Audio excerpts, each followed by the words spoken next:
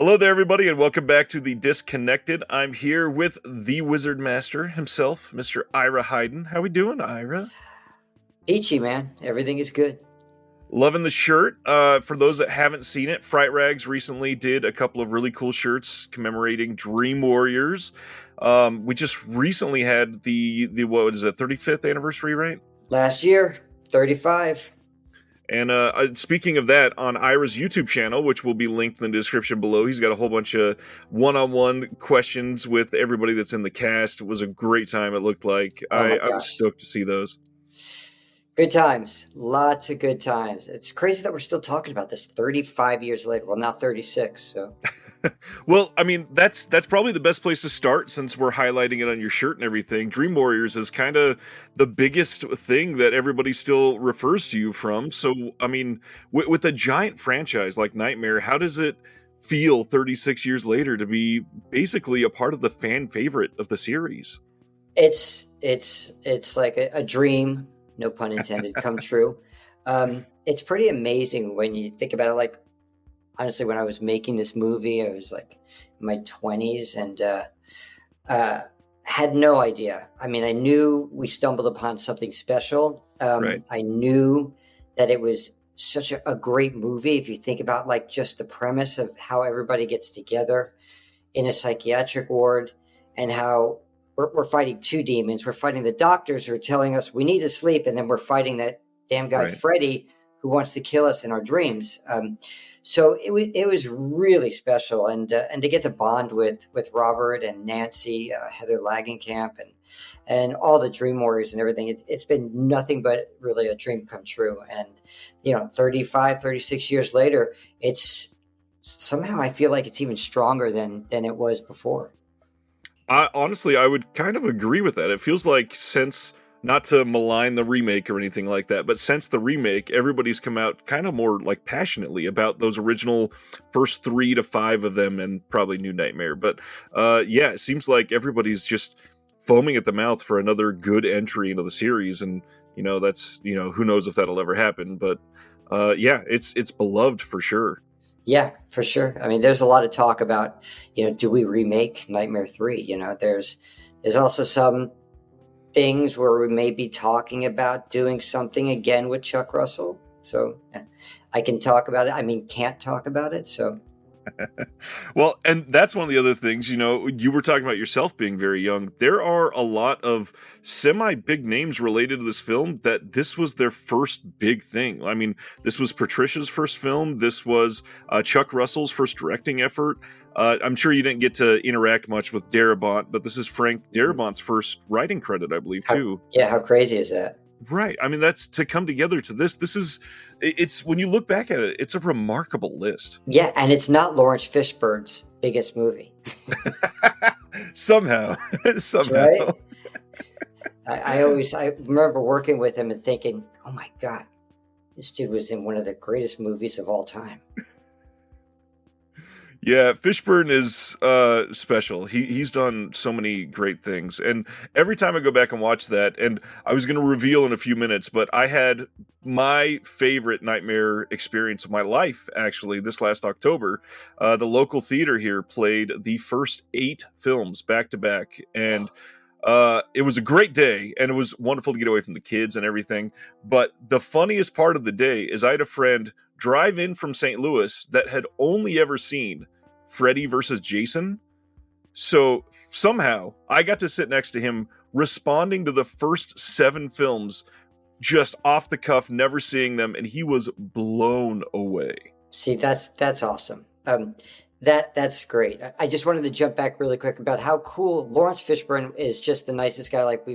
I run into him if it's at Bristol Farms or if we see each other at a convention, which we haven't yet. He's just the super nicest guy in the whole wide world. Now to jump back about what you're saying is, one of the things that we got to do, which was so cool. We went to a convention in Chicago, I want to say about 8 years ago. And Saturday night, they played Dream Warriors and they gave us microphones. So we got to interact with the movie as it was going on. And that Nice. was really cool because it just, watching it just brought up all the memories of all the stuff that we were doing at that time. It's like, oh yeah, oh my gosh, right before that we had spaghetti when Philip did his sleepwalk. So it was pretty cool. So with Chuck Russell, that's kind of a big one. This was his first directing effort. Did it feel very fresh for him? Did he feel like a natural at that point for you? I think so. Taking direction from him was a breeze. First of all, I mean, I just had to be me because I used to play Dungeons and Dragons. I was really into that character, and who you see on the screen is me, a younger version of who I am. And so that was the easy part. I didn't have to really stretch and try too hard. But Chuck, to me, he was like my father figure on set.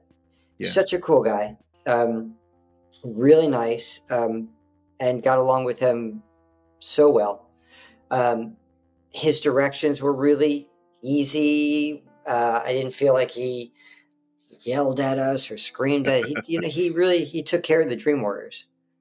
That's good. And with this film in particular in the series, it feels like there's that gelling effect. It really feels like everybody was sort of just their own group. So it felt very natural to see it on screen, like they're actually friends, like they actually came together. And did it feel like that off screen for you too? Well, I think one of the things that made that actually come together was after we all got cast in the movie, about a week and a half before or 2 weeks before we started filming, we all met in Westwood on a Sunday and had brunch. Nice. So we're all talking to each other. And then afterwards, we walked over to this movie theater called the Avco. And right above it, one of his best friends, had a studio flat there. So we all got to read the script together.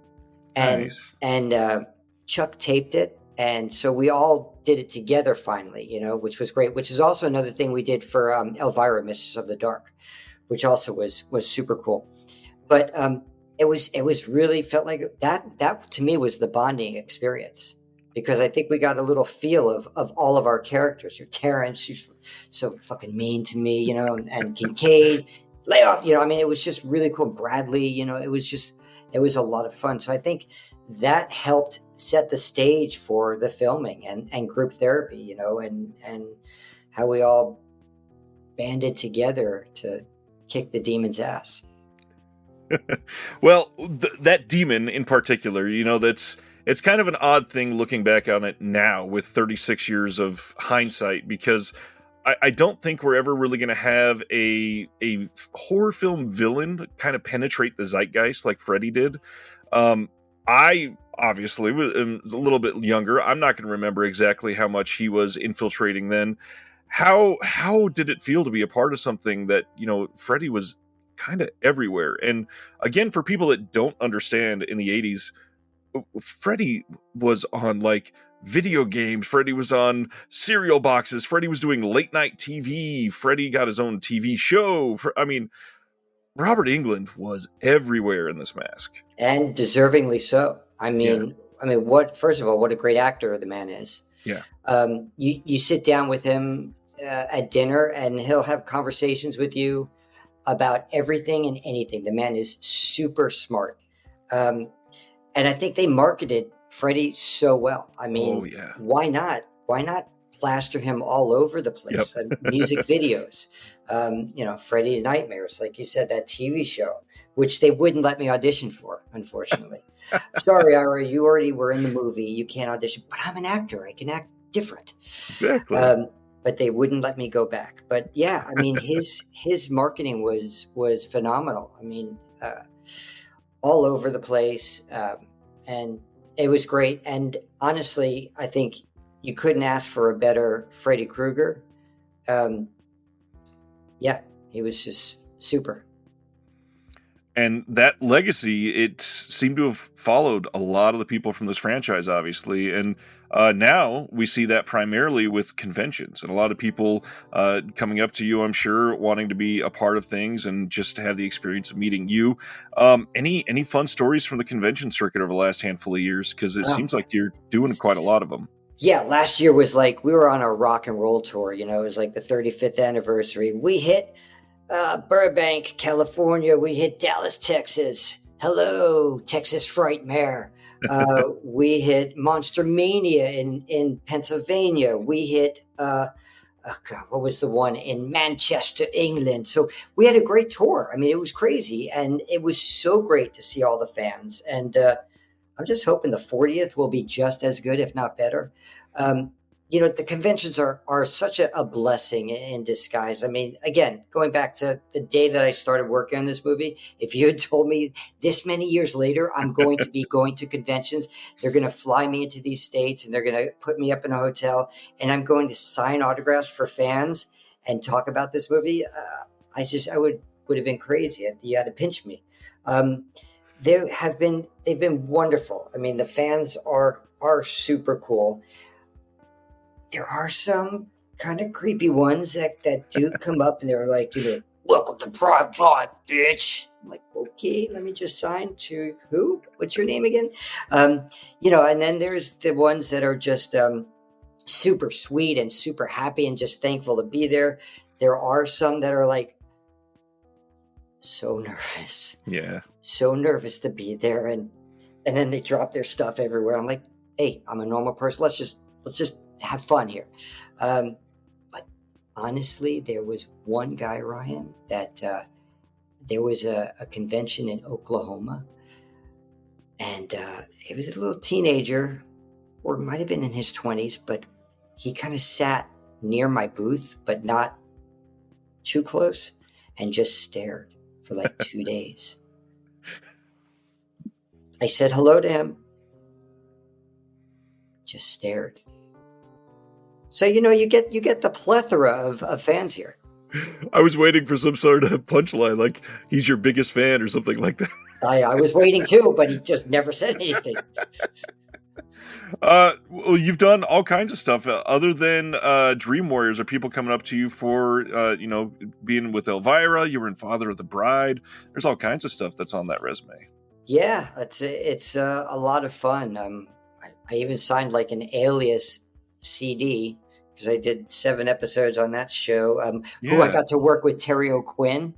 Oh, wow. We just talked about him on the channel the other day. The stepfather. Yeah. Oh my God. He was huge. And so when I first got to work with him, I was like, oh, I was so excited. I think I was that nervous guy. Hi, Terry. And so, that was a lot of fun. Alias.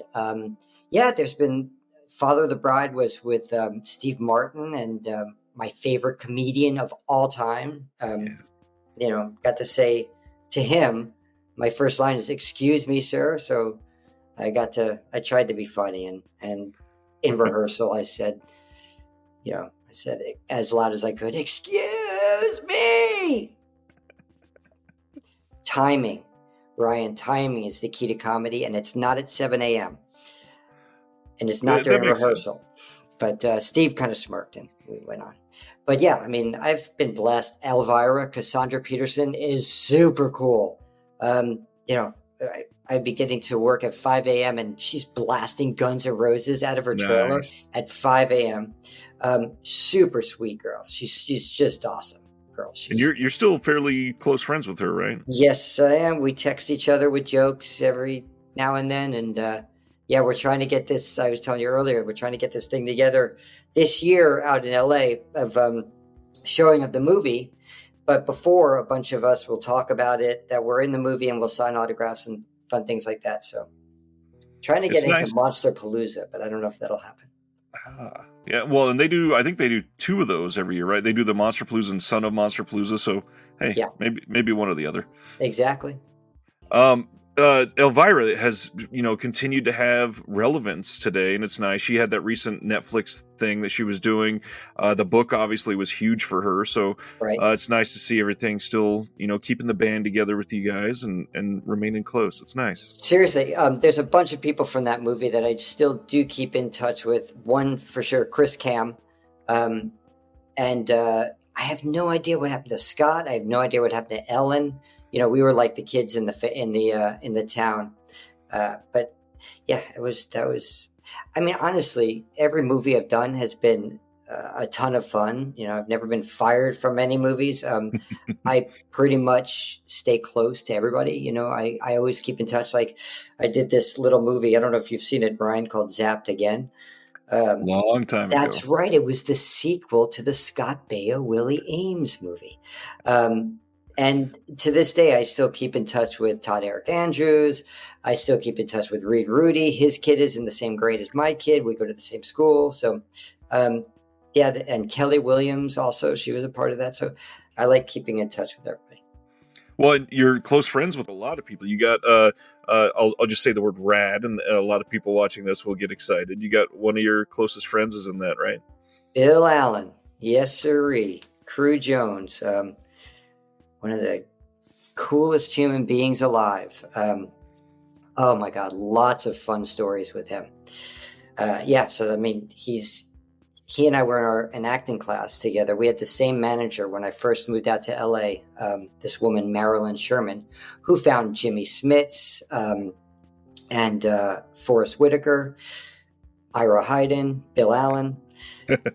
And so Bill and I became super good friends, and we're working on many projects together, and he's like doing this huge rad tour. You know how like I had 1 year, like the 35th anniversary. Yay! No, rad just keeps going on. It's out of style. Rad has been crazy ever since it got that updated 4K release from Vinegar Syndrome. Everybody's rabid for Rad lately. Yeah, and rightfully so. I think they're working to get it onto like Netflix, kind of like how Cobra Kai is. They're trying to get the Rad show, I just want to see that dancing scene again with Lori Loughlin and Bill. I mean, that was just so great. Got to see her make a cameo at least. Oh yeah, exactly.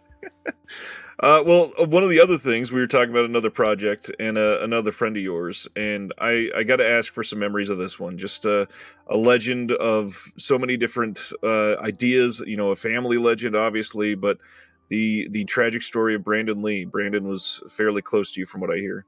Yeah, man, if you knew Brandon, his laugh, his smile, his jokingly ways, he was just such a cool cat. And we used to play a lot of racquetball together. We went mountain bike riding together.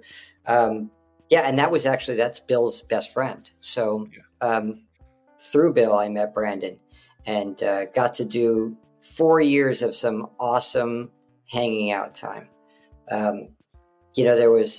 He would kick my ass all the time in racquetball. I mean, like he would start giving me points, and I'd get 10 points and I'd still lose 21-11. But he went away for 3 weeks to go work on rapid fire, and I practiced every day. When he came back, I finally beat him. So that was cool. But yeah, Brandon was such a wonderful person, and it really sucks. We're coming up to the 30th anniversary. So crazy, 30 years of that night. It's also not to be dour about it, but the last couple of years and everything that's been going on with the New Mexico thing, it's brought a lot of just wondering how we could be in that place again. There's so many. How does that happen? I don't get it.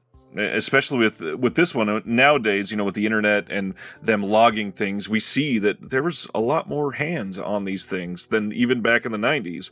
Yep. And it should not have been possible. Yeah, exactly, a lot more hands than back in the 90s with a non-union crew and a night shoot and an added scene and go on. But we are working also with Bill, and I are working on a documentary about Brandon, and it's going to be coming out probably either next year or so. And you just have a lot of friends that talk just the greatest times with him, and also his manager and agents and publicists and stuff like that. So that's something to be looking out for when that comes out, because you'll hear a lot of great people. John Lee Hancock, Melissa Etheridge, just talking great stories.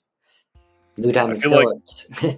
Wow. I feel like finally people are like getting nostalgic for The Crow, and it's getting a little more attention now than it was even 10 years ago. So yeah, it's just nice.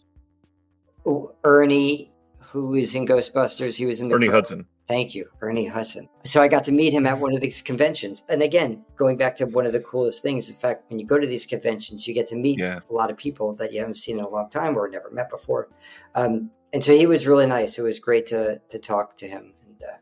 And I got to tell him little fun stories about Brandon.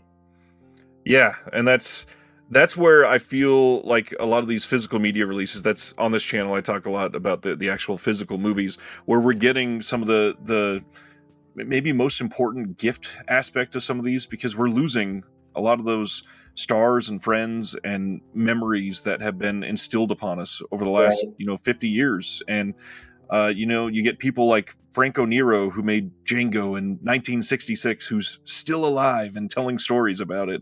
And we're losing more of those voices. So it's nice to capture them as much as we can and put them on disc.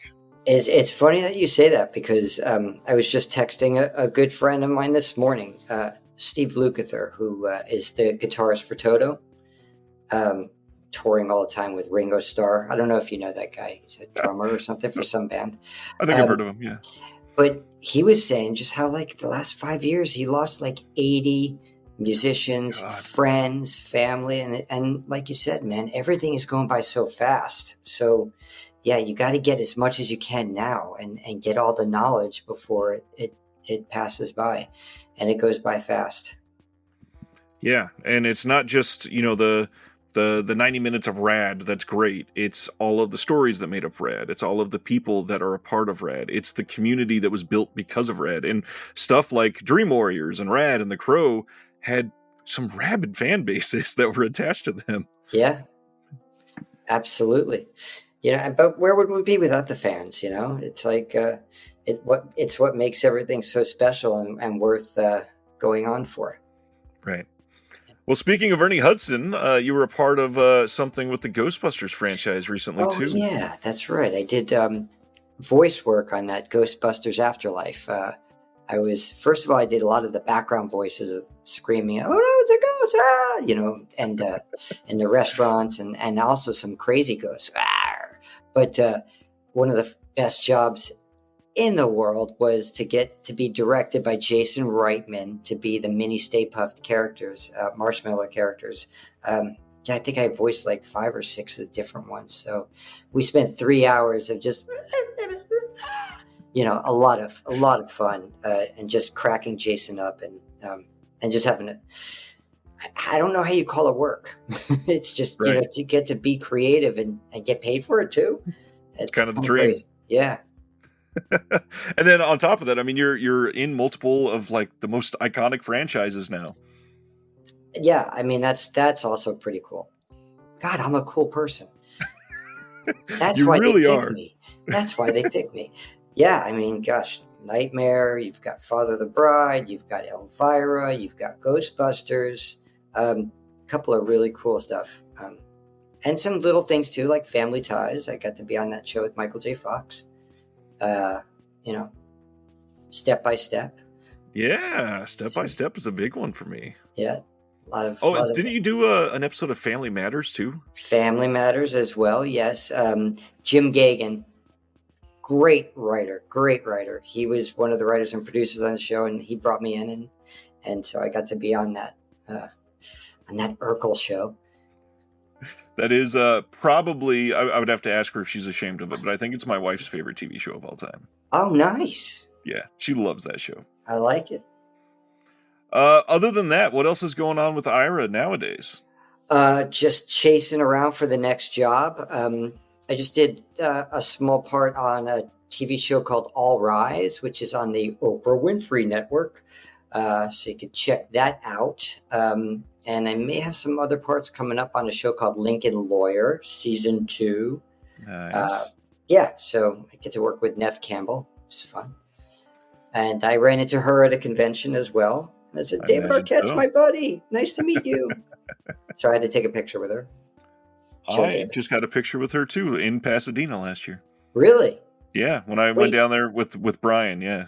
Ah. So wait, were you guys at Son of Monster Palooza? Oh, wait. We were at Monster. See, yeah. We didn't get to do Monster. We did Son of Monster Palooza. Yeah. Which was in October. Yeah, I could only come out in June, but it worked out perfectly. I managed to hit everything I possibly could. I went to a Dodgers game. I went and saw Everything Everywhere All at Once at the Chinese Theater on Oh, Hollywood nice. Boulevard. It was just a wonderful week-long trip for me. Can you imagine editing that movie? No, and I was baffled watching the Oscars this year, going, how can anybody look at any other movie and go, this is not the one that should win? There's no way. There's no Right. way. If that did not win Best Editing, hands down, there's something wrong. Somebody needed to get slapped. Oh wait, I didn't. Any other cons coming up that people should look out for you? Well, as a matter of fact, I think I will be hitting up Days of the Dead in August in LA, and I think in November in Chicago. Nice. But it's tentative. We're waiting for that year end. So There's way more cons than people know about. I think a lot of people know about like the 3 or 4 big ones, and not understanding that there's tiny ones in Michigan, and there's one here in Kansas City just for horror. There's one here that just passed Planet Comic Con that's pretty big as well. So yeah, there's cons pretty there's much one in everywhere. Seattle that I want to go to called Emerald City, I think. Mm. Or no, Crypticon. Is it Crypticon? But Yeah, there is a Crypticon Seattle for sure. okay, so that's it. Yeah, not Emerald City. What am I talking about? But that's in Batman. That's in Gotham, Emerald City. I just met Ken, your co-star from Dream Warriors, at Crypticon Kansas City a few years ago. Ah, very good. Yeah, Ken's the best, man. I have a small interview with him also on that Yep, YouTube channel. wearing your scarves. That's correct, and it's because of him that I got mine. Because he and Rodney and Robert always wear their scarves when they're there. I always deemed the Dream Warriors shirt, so I was like, you know what? I'm gonna finally get one, and I did. I got a fan to make one for me, which was cool. Well, and now, I mean, Fright Rag's doing it. That had to be pretty damn surreal. Yeah, I mean, it's really awesome. I mean, and I remember they did it like 3 years ago or 4 years ago, and I think I got a shirt, but then I lost it. So when they came out with one, I was like, I'm buying one right now. And then I wrote them and said, hey, this is the Wizard Master just thanking you. And they're like, oh my God. Okay, we're going to send you the Dream Warrior shirt. We're going to send you another Wizard Master shirt. We're going to send you a sweatshirt. So Nice. they were super cool. And I love plugging them, and I love wearing their stuff. So buy your Yeah. Fright Rags now. Well, speaking of, as we're recording this, it's over by the time it's posted, but they have a sale going on right now. So I hope more people pay attention, because That's Fright right, Rags Ryan. For $20.99, you can get the Dream Warriors. they've exploded over the last decade. They started very small, and now they're kind of everywhere. Yeah, kind of like that thing Amazon. Well, Ira, I know that Yes. you got places to go and people to see, so thank you so much for your time today. This has been amazing. I love having you on here. Thank you so much. I'm glad that we made it work out. And just remember, Ryan, whatever you do, don't fall asleep.